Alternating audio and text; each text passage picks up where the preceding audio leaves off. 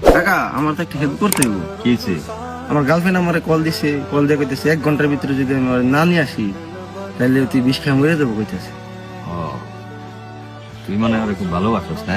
অবশ্যই ভালোবাসি, আমার অনেক ভালোবাসস না? বাসি। 1 ঘন্টা মর বা এই যে আমি তোর কিছু কথা ঘুম, এই কথাটি শোনার পর মনে হয় তোর এই ভালোবাসাটা থাকবো না আমার প্রতি। শুনবি কথাটি? তুই কি করস? বেকার বাপের বেকার।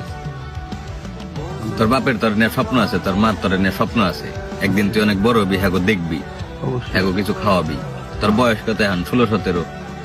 এই বয়সটা হইলে মন রাখা কাইনার মতো, যে সামনে এসে দাঁড়ায় ওরে মনে কর অনেক ভাল লাগে, বা মনে হয় যে ওরে স্যার আমি বাঁচুম না, বা আমি তোর অনেক ভালোবাসি।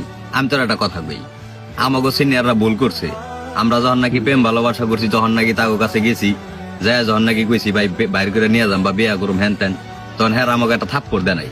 থাপ্পড় না দেখার উল্টা কি কইছে জানোস? যে নিয়ে আয়, বাদ বাকি সব আমি দেখুন। কিন্তু আমি তোর ওইটা কম না, আমি তোর 2টা অপশন দেখামু।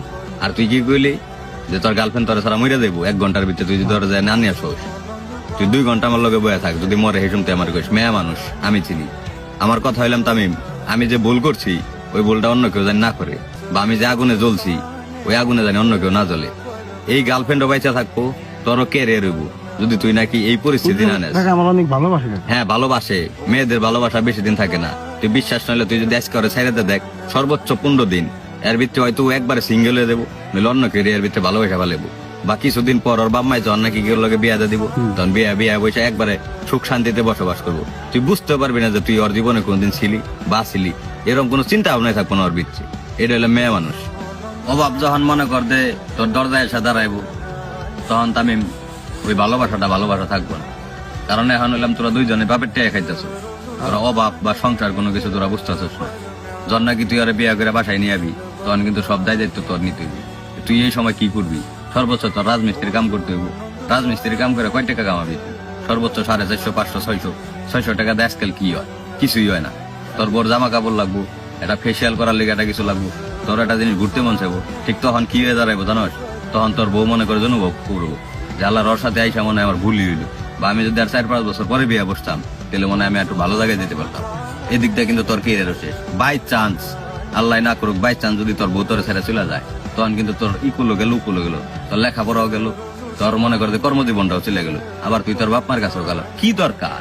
বাদ দে না, একটা মেয়ের লিগে তুই এত কিছু জীবন থেকে এত আনন্দ ফুটি ছেড়ে দিবি কেন? একটা কথা মনে রাখিস, তুই হলে আমি একটা ফুলের কলির মতো, তোর জীবনটা কেবল ফুটতাছে। আমার জীবন যেভাবে নষ্ট হয়েছে আমি চাই না তোর জীবনটা এভাবে নষ্ট হয়েছে। অতএব তুই তোর ফুল ধারে সুন্দর করে ফুটবার দে। দেখবি তুই যদি তোর বয়স যখন 25-26 হয়ে যাবো, তুই এর ভিতরে যদি কোনো কিছু করস, লেখাপড়াই করস বা কোনো কাজ কামি করস, একটা সময় তোর বহুত টাকা পয়সা হইব বা বহুত একটা ক্যারিয়ার হইব। ক্যারিয়ারটা হওয়ার পর যদি তুই কেউ ভালোবাসো, তখন আমি তোর সাপোর্ট করবো।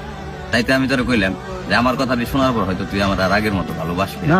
কারণ এই জেনারেশনের পোলাপান কি চায় জানোস? যে লিড দিব মারামারি করুক, ওরই ভালোবাসে, যে এই প্রেম ভালোবাসা নিয়ে সাপোর্ট করে